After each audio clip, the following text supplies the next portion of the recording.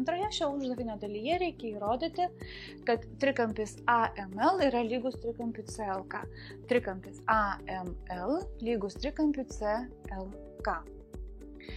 Jie yra lygus nes, pirma,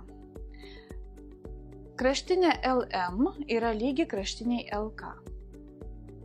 Antra, mes ką tik pirmoje dalyje įrodėme, kad kampas AML yra lygus kampui CLK. Kampas AML lygus kampui CLK.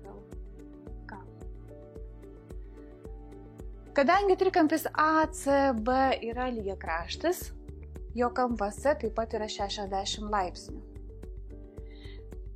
Šio kampo dydis 120 minus alfa. Šio kampo dydis taip pat bus 120 minus alfa.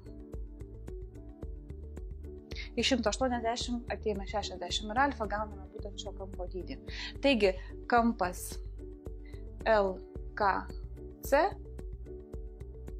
yra lygus kampui ALM. Kadangi vieno trikampio kraštinė ir du kampai prie jos atitinkamai lygios kito trikampio kraštiniai ir dviem kampam prie jos, tai tie trikampiai yra lygus.